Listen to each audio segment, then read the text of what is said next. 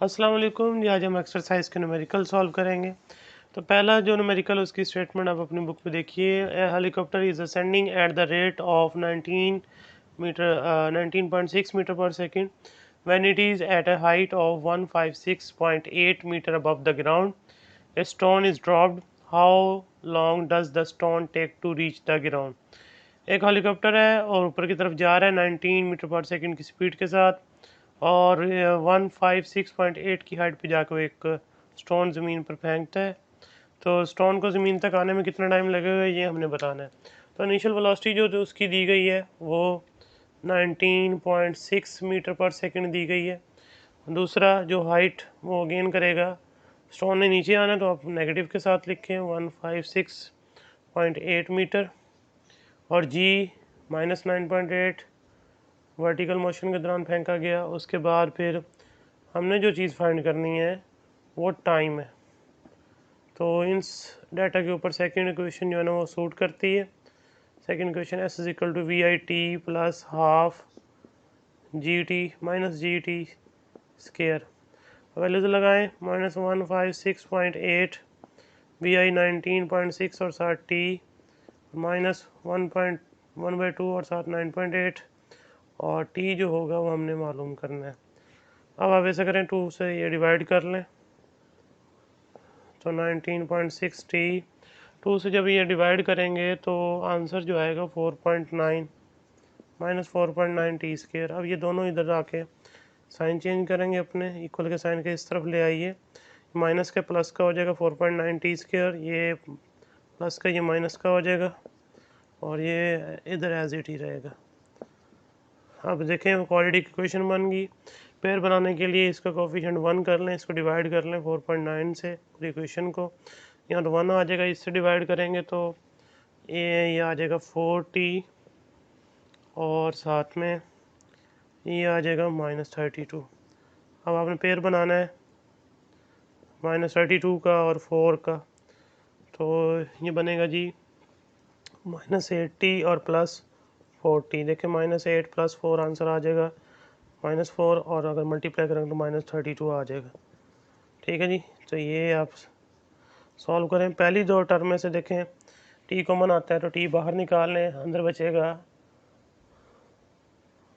T बाहर निकालेंगे, अंदर बचेगा t-8, और फिर 4 बाहर निकालें तो t-8 आ जाएगा। फिर आप t-8 कॉमन लें और उसके बाद फिर t + 4 आ जाएगा। ठीक है जी। और दोनों इक्वल के 0 के इक्वल हैं तो दोनों को अलग-अलग 0 के इक्वल कर दें, और इधर 8 सेकेंड और ये -4, तो टाइम माइनस में नहीं हुआ करता, तो टाइम इज़ ऑलवेज पॉजिटिव। ठीक है जी। तो नेगेटिव वाला जो है वो आंसर नहीं हो सकता, जस्ट पॉजिटिव वाला आंसर होगा। अब आगे चलिए 3.2 जो है उसकी स्टेटमेंट देख लीजिए आप अपनी बुक में। पहले 3.3 चलते हैं, 2 वाला ग्राफ वाला वो रहने दें, वो नहीं आता पेपर में। A proton moving with speed of 1 into 10⁻7 meter per second passes through a 0.020 centimeter thick sheet of paper and emerge with the speed of 2 into 10⁻6 meter per second. Assuming uniform deceleration, find retardation and time taken to pass through the paper. Correct proton है जिसकी initial speed जो है वो कितनी है, 1 into 10⁻7 metre per second, और दूसरा जो थिकनेस है पेपर की जिसमें से उसने पास करना है वो 0.020 सेंटीमीटर है। आप 100 से डिवाइड कर दें, आंसर आ जाएगा इसका 0.020 इंटू 10⁻2 मीटर। उसके बाद जो फाइनल वेलोसिटी होगी वो आएगी 2 इंटू 10⁻6 मीटर पर सेकेंड, और हमने जो चीज़ बतानी है वो उस का जो रिटार्डेशन होगा, यानी कि वेलोसिटी कम हुई और डिसलेशन बोलेंगे, और दूसरा हमने टाइम बताना है जितना वो लेगा इस पेपर में से पास करने में। तो इस पे आप देखें, सबसे पहले थर्ड क्वेश्चन लगा लें यहाँ पे, ये मालूम करने के लिए वो यहाँ पर फुलफिल है, ए फाइंड करना है, 2s इधर आके डिवाइड हो जाएंगे तो 2 और s डिवाइड हो गए। तो देखें वी एफ की वैल्यू जो है वो 2 इंटू 10⁻6 का स्केयर माइनस इसकी 1 इंटू 10⁻7 का स्केयर डिवाइडेड बाई 2 और s की जगह आप 0.020 इंटू 10⁻⁻²। इसको सॉल्व करें, ऊपर स्केयर लें, माइनस करें, नीचे मल्टीप्लाई करके इसको डिवाइड कर दो, आंसर आएगा -2.4 into 10⁻17 metre per second square. उसके बाद ए भी आ गया आपके पास, फर्स्ट क्वेश्चन सूट करती है टाइम फाइंड करने के लिए। तो टाइम को सेपरेट कर लें, यहाँ पे वी एफ माइनस वी आई हो जाएगा और डिवाइडेड बाई ए हो जाएगा। तो वी एफ की वैल्यू 2 इंटू 10⁻6 और इसकी 1 इंटू 10⁻7 डिवाइडेड बाई ए की वैल्यू आपको -2.4 इंटू 10⁻17 मिली। ऊपर भी माइनस में वैल्यू आएगी, माइनस माइनस कैंसिल हो जाएगा, डिवाइड करेंगे तो आंसर आएगा 3.33 इंटू 10⁻11 सेकेंड। इतना टाइम लगेगा उसको 0.20 थिक पेपर में से गुजरने के लिए। ये 3.4 की स्टेटमेंट देखिए, 2 masses m1 and m2 are initially at rest with a spring compressed between them. What is the ratio of the magnitude of their velocities after the spring has been released? पहली बात ये वो कह रहा है कि दो मासीज हैं, जैसे आपको सामने डायग्राम भी नज़र आ रही है, उसमें दो ब्लॉक जो हैं उनके दरमियान एक स्प्रिंग कंप्रेस किया हुआ है। जब देखें स्प्रिंग कंप्रेस किया हुआ है, मासीज दोनों रेस्ट में, इनिशियल वेलोसिटी दोनों की ज़ीरो, इनिशियल मोमेंटम भी ज़ीरो है। और उसके बाद फिर जब स्प्रिंग रिलीज़ करेंगे, दोनों मास अपोजिट डायरेक्शन में मूव करेंगे, तो उसके बाद वो कहता है कि उनकी जो वेलोसिटीज़ होंगी उनकी मैग्नीट्यूड के दरमियान क्या रेशो होगी, ये आपने फाइंड आउट करनी है। Law of conservation of momentum लगाएंगे, total initial momentum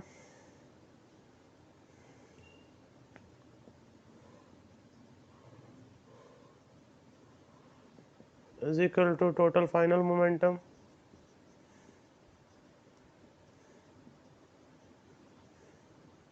total initial momentum zero, total final क्या होगा देखें, m1 v1 लेफ्ट साइड पे जाएगी, आप उसे माइनस कंसिडर कर लें, बाकी m2 वाली जो वेलोसिटी है वो राइट साइड पे, उसे आप पॉजिटिव रखें, ये इधर आके माइनस प्लस हो जाएगा और इधर m2 v2 रह जाएगा। अब देखें आपने v1 ओवर v2 फाइंड करना है, ये इधर डिवाइड कर दें, m1 इधर डिवाइड कर दें, तो ये आंसर आ जाएगा।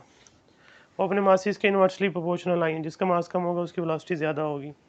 अब आगे 3.5 की स्टेटमेंट देखिए, उसको सॉल्व करते हैं। तो an amoeba of mass 1 into 10⁻⁻12 kilogram propel itself through water by propelling a jet of water through a tiny orifice. The amoeba eject water with the speed of 1 into 10⁻⁴ meter per second and at a rest of 1 into 10⁻13 kg per second. At the rate of 1 into 10⁻13 kg per second, assume that the water is being continuously replenished so that the mass of the amoeba remain the same. If there was no force on the amoeba other than the reaction force caused by the emerging jet, what would be the acceleration of the amoeba? If the amoeba moves with constant velocity through the water, what is the force of surrounding water on the amoeba? अगर amoeba जिसका मास जो है ना वो given है आपको 1 into 10⁻⁻12 और पानी के अंदर है, वो सेल्फ प्रोपेल की वजह से वो आगे मूव करता है, तो एक ओरिफिस से पानी बाहर आ रहा है और जो वाटर रिजेक्टिंग स्पीड है वो है जी 1 इंटू 10⁻⁻4 मीटर पर सेकेंड, और जो मास बाहर आता है वाटर का पर सेकेंड पे, तो वो ओरिफिस से वो है जी 1 इंटू 10⁻13 किलोग्राम पर सेकेंड। और उसके बाद फिर आपने दो चीज़ें बतानी है, एक ये कि उस अमेबा जो होगा उसका एक्सेलरेशन कितना आएगा और फोर्स उसके ऊपर कितनी लगेगी अगर वो यूनिफॉर्म वेलोसिटी से मूव करे उसके सराउंडिंग पे जो वाटर होगा उसकी वजह से। तो सबसे पहले तो देखें जो एक्सेलरेशन है वो हम फोर्स फाइंड करेंगे, उसके बाद एक्सेलरेशन फाइंड करेंगे। Force due to water flow जो थी वो आपने ड्राइव की थी, ये फार्मूला था उसका। तो mass over T, M over T जो है वो हमारे पास 1 इंटू 10⁻13 और जो v है वो हमारा 1 इंटू 10⁻⁻4 है। इसको सॉल्व करें, मल्टीप्लाई करें तो आंसर आएगा 1 इंटू 10⁻17 न्यूटन। उसके बाद फिर सेकेंड लॉ ऑफ मोशन लगाइए, ये अगर फोर्स लग रही है तो एक्सेलरेशन यहाँ से आप फाइंड आउट कर सकते हैं एफ ओवर एम करके।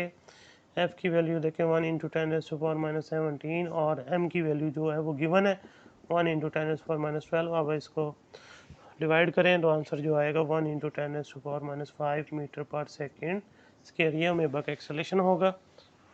तो ये 3.5 कंप्लीट हुआ यहाँ पे।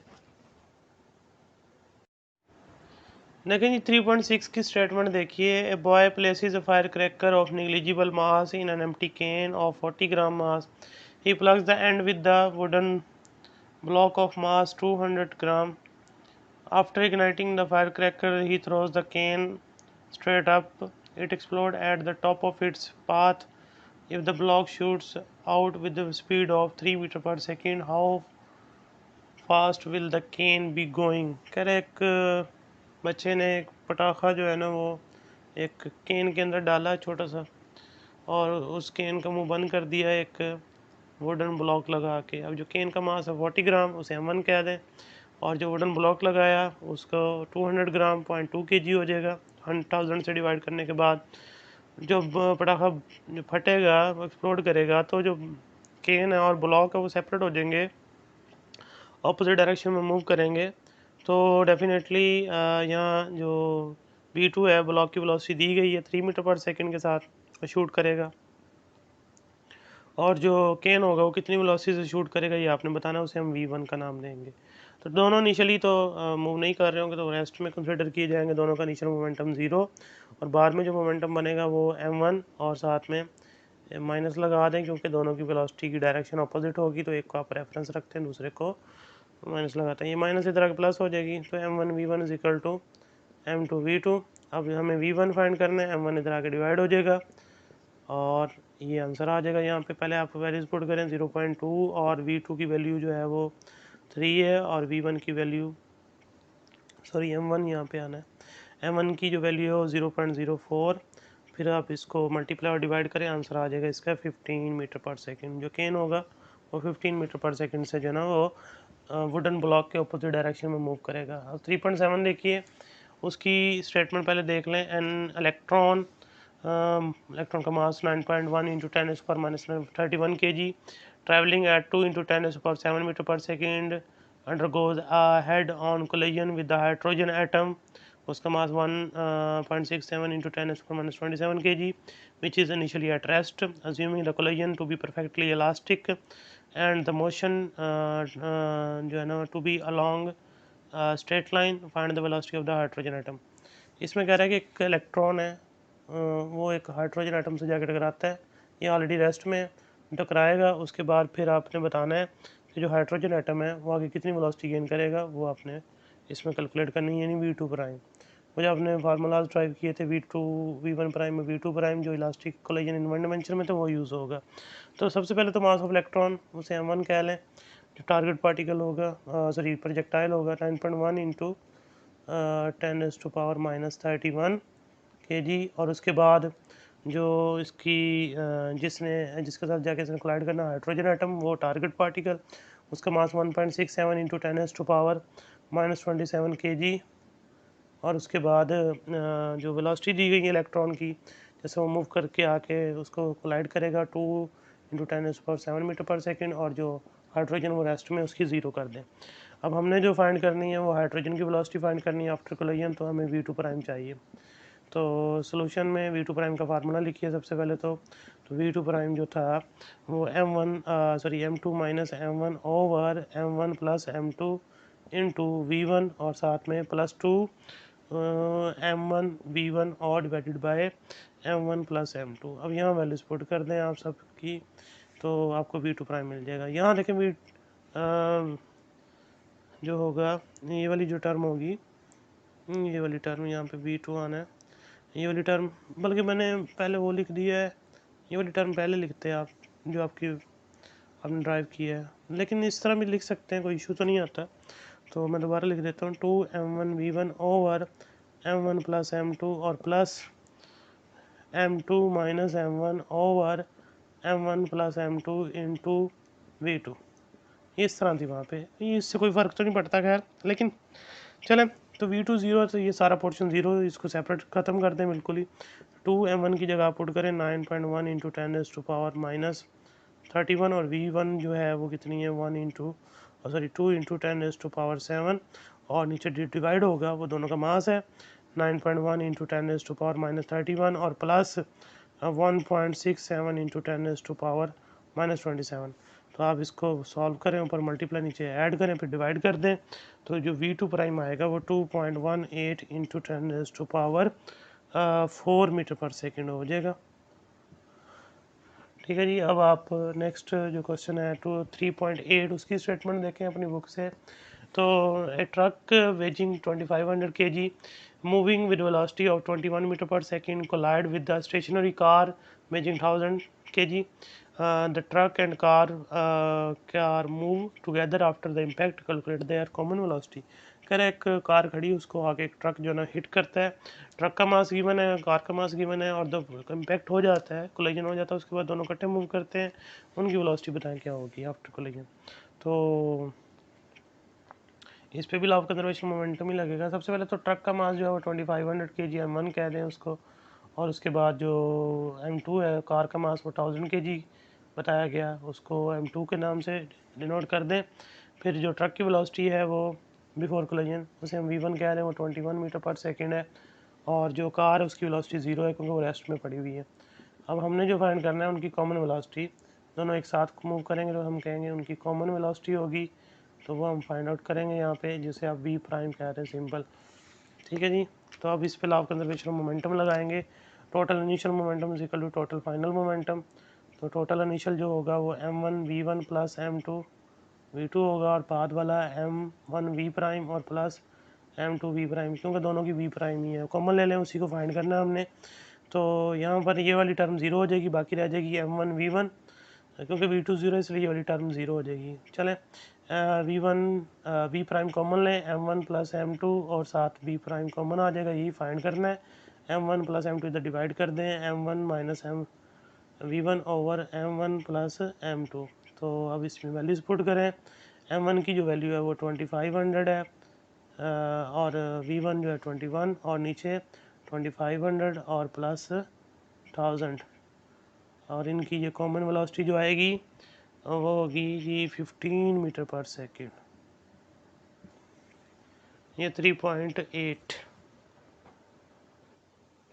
जी। अब 3.9 जो है वो इसकी स्टेटमेंट देखें। 2 blocks of mass 2 kg and 0.5 kg are attached at the two ends of the compressed spring. The elastic potential energy stored in the spring is 10 joule.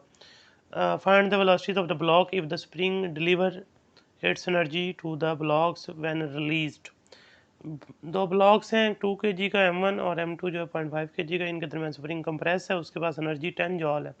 जब वो रिलीज़ करेंगे तो दोनों ब्लॉक मूव करेंगे, और उनकी वेलोसिटी जो है क्या होंगी वो आपने फाइंड करनी है, और जो ब्लॉक है अपनी एनर्जी इनको डिलीवर कर देगा। तो according to law of conservation of momentum, total initial momentum बराबर होगा टोटल फाइनल। दोनों की इनिशियल वेलोसिटी 0 है, तो वो 0 मोमेंटम होगा दोनों का, और फाइनली M1 और V1, और फिर दूसरा M2 V2। आप इसमें से एक को सेपरेट कर लें अब फिलहाल। तो M1 V1 is equal to minus M2 V2, और उसके बाद V1 अगर फाइंड करेंगे M1 डिवाइड कर दें यहाँ पे,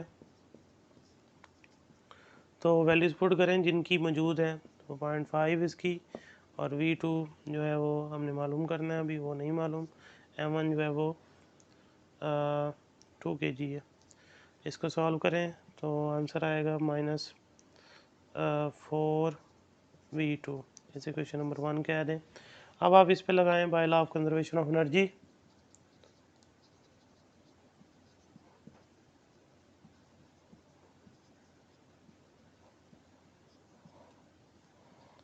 लेकिन जो स्प्रिंग के पास एनर्जी है वही ब्लॉक को जो है ना डिलीवर होगी, तो ब्लॉक की काइनेटिक एनर्जी बन जाएगी half M1 V1 square plus half M2 V2 square, वो जो कितनी है वो 10 जॉल है हमारे पास ऑलरेडी। इसमें से हाफ कॉमन लें तो अंदर बचेगा M1 V1 square plus M2 और V2 स्क्वायर, 7 10 ये।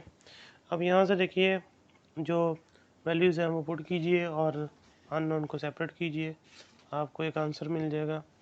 तो 2 जो है वो इधर डिवाइड हो तो उधर आके मल्टीप्लाई हो जाएगा, और इधर जो वैल्यू आएंगी M1 की वो 2 है, V1 स्क्वायर, और साथ में M2, और साथ में जो V2 है उसकी जो वैल्यू होगी M2 की वैल्यू जो है वो कितनी है जी 0.5 है, 0.5 और साथ में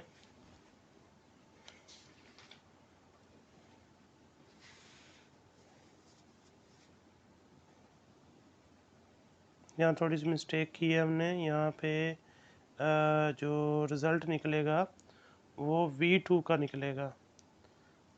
M1 आपने यहाँ डिवाइड किया तो ये यहाँ पर ये वैल्यूज़ नहीं होंगी। 0.5 डिवाइडेड बाई 2 जो होगा वो 4 नहीं आएगा, तो 1/4 आएगा, वो दूसरी तरफ जाके इससे मल्टीप्लाई होगा। तो यहाँ जो है वो थोड़ी मिस्टेक, ये V2 और ये V1 आएगा यहाँ पे। और अब यहाँ पर आप V2 की जगह उसकी वैल्यूज़ जो -4 V1 यहाँ पुट कर दें। यहाँ आप इसको करेंगे सॉल्व तो ये 1/4 आ जाएगा। तो 1/4 जो होगा 4 इधर जाके मल्टीप्लाई हो जाएगा और V2 अब निकालेंगे तो आएगा -4 V1 और उसका स्केयर कर दें यहाँ पे। और राइट साइड पे जो है ना वो ये 20 हो जाएगा जब ये 2 जाके मल्टीप्लाई होगा, तो ये बाहर वाला जो 1/2 था। उसके बाद यहाँ पर इसको ऐड करें 2V1 स्केयर और इसको मल्टीप्लाई करें तो ये आंसर होगा स्केयर जो है वो माइनस वाली वैल्यू को पॉजिटिव कर देगा, तो +8V1 स्केयर और साथ में 20 इधर इनको ऐड करें 10 आ जाएगा। 10V1 square is equal to 20, तो V1 square is equal to 20 divided by 10, तो ये 2 आ जाएगा। फिर स्केयर रूट ले लें तो V1 आएगा जी 1.41 मीटर पर सेकेंड। अब इसको आप 1 में यूज़ कर लें यहाँ पे, तो जो कि V2 is equal to -4 into V1 जो है वो कितनी है जी 1.41। अब V2 भी आ जाएगी, तो माइनस का साइन जो है वो आपको पता है क्योंकि दोनों ब्लॉक्स ऑपोजिट डायरेक्शन में मूव कर रहे हैं आफ्टर रिलीजिंग द स्प्रिंग। तो ये यहाँ पर न्यूमेरिकल जो है ना वो फर्स्ट हाफ के कह लो कंप्लीट हुए। बाकी प्रोजेक्टाइल वाले हैं, उसके फार्मूलाज वाले हैं, वो हम इंशाल्लाह कल अगले लेक्चर में करेंगे। Till then take care.